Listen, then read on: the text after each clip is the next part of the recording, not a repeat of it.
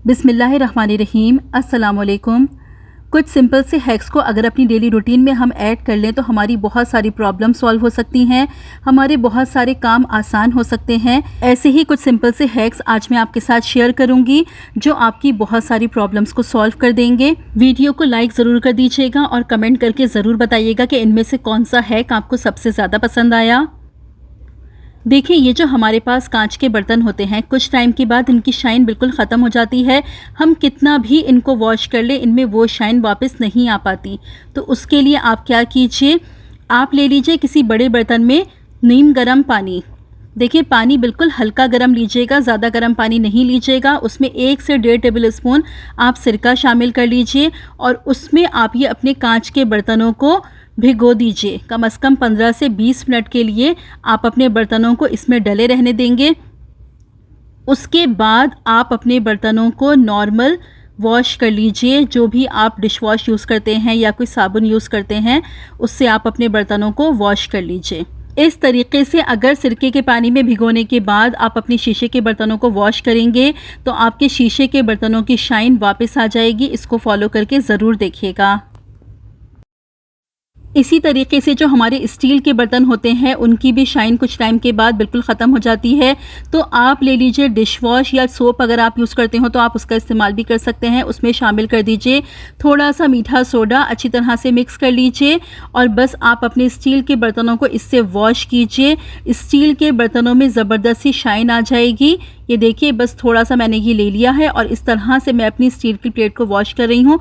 Steel की जो प्लेटें होती हैं, उनमें पीछे की तरफ ये जो किनारे वाली साइड होती है, इस पर अमूमन मैल सी जम जाती है। तो इसको भी अच्छे तरीके से वॉश किया करें। बस इस तरीके से आप अपने स्टील के बर्तनों को वॉश कर लीजिए और आपके स्टील के बर्तनों की शाइन बिल्कुल वापस आ जाएगी। दिन भर में तो हम जितनी दफ़ा भी बर्तन धोते हैं, अपने किचन के काउंटर को और सिंक को थोड़ा बहुत क्लीन तो ज़रूर करते हैं, लेकिन रात को सोने से पहले आप अपने किचन के काउंटर को और अपने सिंक एरिया को बहुत अच्छे तरीके से क्लीन कीजिए। डिश वॉश, सोप जो भी यूज़ करते हो, उससे आप अपने किचन के काउंटर को क्लीन कर लीजिए। ये जो हम छोटे वाइपर्स यूज़ करते हैं किचन के लिए, इससे आप अच्छी तरह से अपने किचन के काउंटर को साफ़ कर लीजिए। फिर कोई कपड़ा ले लीजिए, कोई टॉवल हो आपके पास, उससे आप अपने किचन काउंटर को अच्छी तरह से साफ़ कर दीजिए। और अपने सिंक को भी आप क्लीन करने के बाद टॉवल से ज़रूर साफ़ कीजिए। अगर सिंक को इस तरह से गीला छोड़ दें तो पानी के निशान से बन जाते हैं। तो सिंक को वॉश करने के बाद आप किसी टॉवल से ज़रूर उसको क्लीन कर लीजिए। उसके बाद जो अगला आपको काम करना है वो ये है कि थोड़ा सा नीम गर्म पानी ले लीजिए। उसमें 1 से 1.5 टेबल स्पून आप सिरका शामिल कर दीजिए और ये पानी आप अपनी ड्रेन्स में डाल दीजिए। इससे आपकी ड्रेन्स साफ़ रहेंगी, ड्रेन में से स्मेल भी नहीं आएगी और ये जो कीड़े मकोड़े आने का प्रॉब्लम होता है, ये भी काफ़ी हद तक सॉल्व हो जाएगा, क्योंकि सिरके की स्मेल से कीड़े मकोड़े नहीं आते हैं और सबसे ज़्यादा कीड़े मकोड़े ड्रेन से ही आते हैं। तो ये देखिए, बस इस तरह से बहुत आसानी से आपका किचन क्लीन हो जाएगा। अच्छा, एक और चीज़ का ख्याल रखें कि अगर किचन छोटा है तो किचन के काउंटर को आप ज़्यादा चीज़ों से ना भरें, वरना बहुत मैसी लगने लगता है।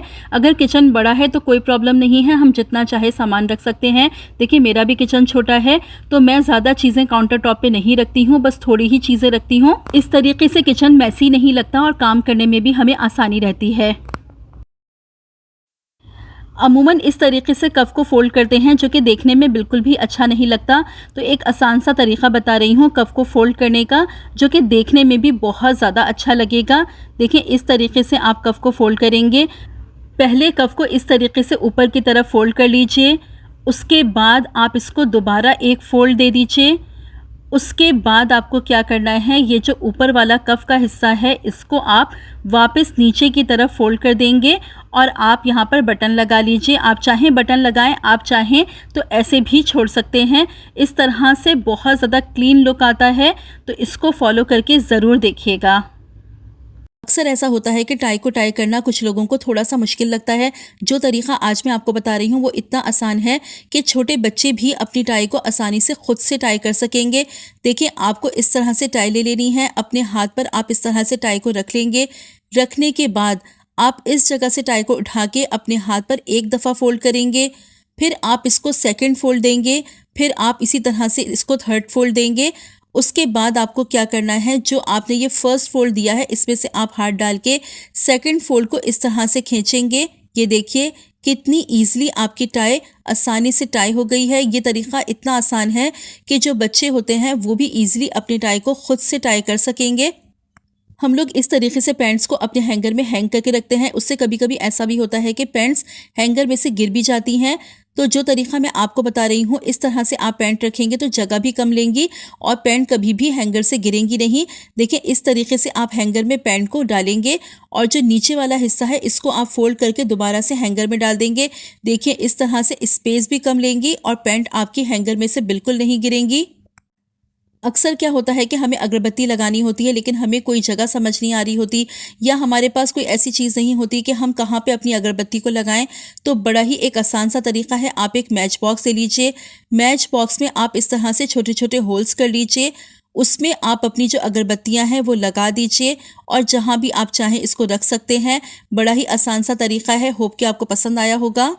हमारे पास जो कि हैंड वॉश होते हैं ये बच्चे भी यूज़ करते हैं। अब बच्चे हमारे क्या करते हैं कि बहुत सारा हैंड वॉश एक साथ निकाल लेते हैं, इतना ज़्यादा प्रेस करते हैं कि काफ़ी सारा हैंड वॉश वो निकालते हैं और इस तरह हैंड वॉश बहुत ज़्यादा वेस्ट होता है। उसके लिए आपको क्या करना है, आप ले लीजिए एक रबर बैंड और रबर बैंड लेके ये जो हैंड वॉश की ये वाली जगह है इस पर आप इस तरह से रबर बैंड को लगा देंगे। बस देखिए पूरी जो इसकी आर डंडी है इसको आपको कवर नहीं करना है, आप इसको हाफ कवर करेंगे रबर बैंड से। अब इससे आपको ये फ़ायदा होगा कि हैंड वॉश बच्चे प्रेस करेंगे तो भी उतना ही हैंड वॉश निकलेगा जितनी उनको ज़रूरत होगी। बहुत ज़्यादा हैंड वॉश एक साथ नहीं निकलेगा और वेस्ट होने से हैंड वॉश बचेगा। बहुत यूज़फुल है कि इसको ज़रूर फॉलो कर लिया करें। देखिए ये हमारे पास इस तरह से फाइल कवर्स होते हैं, ये फाइल कवर्स हमारे बहुत ज़्यादा यूज़फुल होते हैं। अब इसका एक यूज़ जो कि बहुत ज़्यादा हैंडी है, किस तरह से हम कर सकते हैं। ये फाइल कवर है, इसकी जो पीछे की साइड है इसमें आप लगा लीजिए double sided tape. Double sided tape लगा के आप इसका यूज़ अब कहाँ करेंगे, आपकी जो कवर्ड्स होती हैं उसमें आप अंदर की साइड पर इस तरह से फाइल कवर लगा दीजिए। अब इससे ये फ़ायदा होगा कि हमारे जो इंपॉर्टेंट डॉक्यूमेंट्स होते हैं, हमारे बिल्स होते हैं, बच्चों की फीस स्लिप्स होती हैं और भी बहुत सारे ऐसे डॉक्यूमेंट्स होते हैं जो कभी हम यहाँ वहाँ रख के भूल भी जाते हैं, तो वो चीज़ें आप यहाँ पर रख देंगे तो वो चीज़ें आपके एक तो फ़ौरन नज़र के सामने रहेंगी, आपसे मिस नहीं होंगी। बहुत यूज़फुल हैक है। अपने फाइल कवर्स को इस तरह से आप अलमारियों में लगा लिया कीजिए ताकि ये सारे इंपॉर्टेंट डॉक्यूमेंट्स आपके सामने रहें और आपसे कभी मिस ना हो। गर्मियों में एक बड़ा प्रॉब्लम होता है मक्खियों का। मक्खियाँ बहुत ज़्यादा आती हैं घरों में। उसके लिए एक ऐसी टिप बता रही हूँ कि अगर आप उसको यूज़ करते हैं मक्खियाँ बिल्कुल नहीं आएंगी आपके घर में। आपको क्या करना है, आप ले लीजिए एक लेमन, इसको इस तरह से बीच में से आप हाफ कर लीजिए। इसके बाद आप इसमें लगा लीजिए 3 से 4 लौंगे। जी, ये लगाने के बाद आप इसको उस जगह पर रख दीजिए जहाँ से मक्खियाँ आती हैं, अपने विंडो के पास, और जो ऐसी जगह हैं जो आपको पता हो कि यहाँ से मक्खियाँ आती हैं वहाँ पर आप इसको रख देंगे। आप देखेंगे बिल्कुल मक्खियाँ आपके घर में नहीं आएंगी। लेमन और क्लोव्स की स्मेल मक्खियों को बिल्कुल नहीं पसंद होती, तो इस हैक को इस्तेमाल करके आप अपनी इस प्रॉब्लम को सॉल्व कर सकते हैं। हवन दस्ते में जब भी हम कोई चीज़ कूटते हैं तो आवाज़ बहुत ज़्यादा होती है।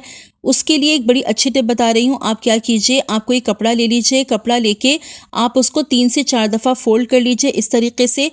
अब इसके ऊपर आप हवन दस्ता रख के कोई भी चीज़ कूटेंगे तो उससे इतनी ज़्यादा आवाज़ नहीं होगी। इसको आप खुद करके देखिएगा, प्रैक्टिकली इसको कीजिएगा, आप देखेंगे वाकई में इससे बहुत ज़्यादा फ़र्क पड़ता है हवन दस्ते की आवाज़ में। वैसे ही अगर आप रख के कूटें तो हवन दस्ता बहुत ज़्यादा आवाज़ करता है।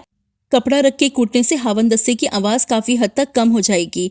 जब भी हमें टेप यूज़ करना हो तो क्या होता है कि हम उसका एंड ढूंढते ही रहते हैं, तो उसके लिए एक बड़ी आसान सी टिप है। ये जो हमारे पास मेडिसिन होती हैं इसकी आप एक छोटी सी स्ट्रिप काट लीजिए, देखिए इस तरह से, और इसको आप जो टेप का एंड है उस पर लगा दीजिए। अब जब भी आपको टेप यूज़ करना होगा एंड आपको अपने सामने मिल जाएगा और इस तरीके से आपको ढूंढना नहीं पड़ेगा। वरना टेप जब भी यूज़ करो एंड हमें ढूंढना पड़ता है और बहुत इरिटेशन होती है। तो बस ये एक छोटी सी टिप है, इसको फॉलो करके आपका ये प्रॉब्लम बिल्कुल सॉल्व हो जाएगा।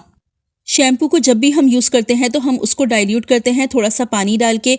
अब जो मैं आपको टिप बता रही हूँ उससे आप शैम्पू यूज़ करेंगे, लेकिन जो चीज़ आप उसमें ऐड करेंगे उससे आपके बालों में इतनी ज़्यादा शाइन भी आएगी, आपके बाल बहुत ज़्यादा हेल्दी हो जाएंगे, बहुत सारे आपके बालों के प्रॉब्लम सॉल्व हो जाएंगे। आपको क्या करना है, चाय तो बनती ही है घर में, तो जब चाय आपकी पक गई हो तो आपने थोड़ी सी चाय निकाल लेनी है इस तरह से, जब उसमें आपने चीनी ऐड ना की हो, सिर्फ आपने चाय की पत्ती बॉईल की है, तो उस टाइम पे आप थोड़ी सी इस तरह से चाय ले लेंगे। इसको आप ठंडा कर लेंगे। ठंडा करने के बाद जितनी भी क्वांटिटी आपको शैम्पू की यूज़ करनी है वो आप इसमें ऐड कर देंगे और आप अपने शैम्पू को बजाय पानी के इस चाय के पानी से डाइल्यूट करेंगे। आप इसको यूज़ करके देखिएगा, आपके बालों में इतनी प्यारी शाइन आएगी, आपके बाल भी साफ़ होंगे, सॉफ्ट भी हो जाएंगे और बहुत सारे इश्यूज़ आपके बालों के चाय की पत्ती से सॉल्व हो सकते हैं।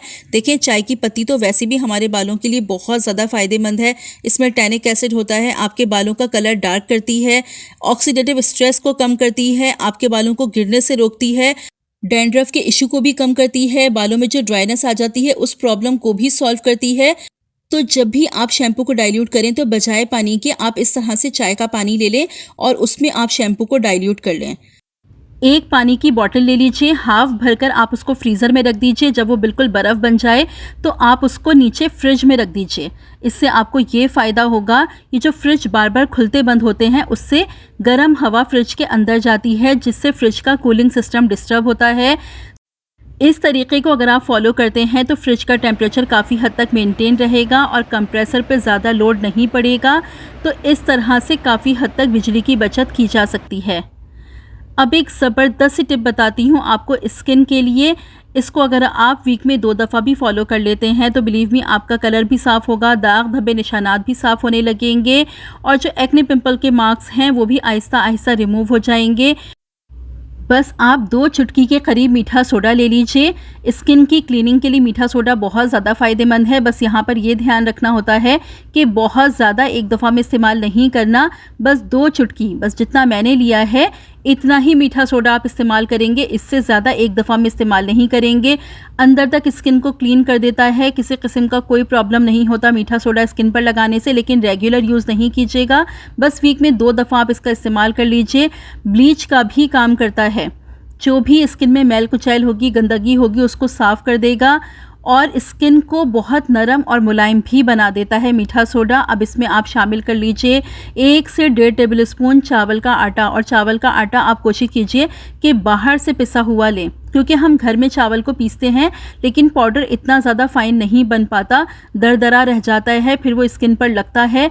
बाहर का जो पिसा हुआ चावल का आटा होता है वो बहुत ज़्यादा बारीक होता है, तो आप बाहर का पिसा हुआ चावल का आटा इस्तेमाल कीजिएगा। 1 से 1.5 टेबल स्पून चावल का आटा ले लीजिए, उसमें शामिल कर दीजिए आप हाफ़ टी स्पून से कम कस्तूरी हल्दी। देखिए, कस्तूरी हल्दी इस्तेमाल कीजिएगा, पंसार की शॉप से बहुत आसानी से मिल जाती है। कस्तूरी हल्दी तेज़ी से रंगत को साफ़ करती है, दाग धब्बे निशानात को भी साफ़ करती है। एक्ने पिंपल है तो उसके लिए भी फ़ायदेमंद है। अगर झाइयों का मसला है तो भी कस्तूरी हल्दी का इस्तेमाल बहुत ज़्यादा इफ़ेक्टिव होता है। तो यहाँ पर आप कस्तूरी हल्दी का इस्तेमाल कीजिएगा, किचन वाली हल्दी बिल्कुल भी इस्तेमाल मत कीजिएगा, क्योंकि किचन वाली हल्दी का वो बेनिफिट नहीं है स्किन के लिए जो कस्तूरी हल्दी से मिलता है। अब इसमें आप शामिल कर दीजिए संदल का पाउडर। संदल का पाउडर भी पंसार की शॉप से बहुत आसानी से मिल जाता है। संदल का पाउडर बहुत तेज़ी से रंगत को साफ़ करता है, निशानात को साफ़ करता है, स्किन को ठंडक पहुंचाता है और गर्मियों के मौसम में तो संदल के पाउडर का इस्तेमाल और भी ज़्यादा फ़ायदेमंद होता है। 2 तरह के संदल के पाउडर मिलते हैं। एक इंडियन संदल के पाउडर के नाम से जो पाउडर मिलता है उसका इस्तेमाल कीजिएगा, वो थोड़ा सा महंगा होता है लेकिन बहुत ज़्यादा इफ़ेक्टिव है स्किन के लिए। तो यहाँ पर इन चारों चीज़ों को आप मिक्स कर लेंगे। उसके बाद इन सब का आप पेस्ट बना लीजिए। आप चाहें पानी इस्तेमाल कर लीजिए, आप चाहें रोज़ वाटर का यूज़ कर लीजिए और आप चाहें तो कच्चे दूध या दही का भी इस्तेमाल कर सकते हैं, जिसके लिए भी आप कंफर्टेबल हों, जो भी आपको ज़्यादा सूट करता हो आप उसका इस्तेमाल कर लीजिए। पेस्ट बना लीजिए और पेस्ट बनाने के बाद आप अपने फेस पर, नेक पर, हाथों पर अच्छी तरह से इस मास्क को अप्लाई कर लीजिए। 20 मिनट के लिए छोड़ दीजिए। 20 मिनट के बाद आप इस मास्क को रिमूव कर दीजिए। वॉश करने के बाद आप एक दफ़ा में ही देख लेंगे कि आपका कलर कितना ज़्यादा फेयर हो जाएगा।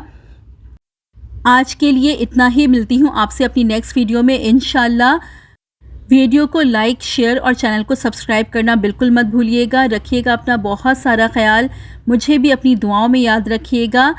अल्लाह हाफिज़।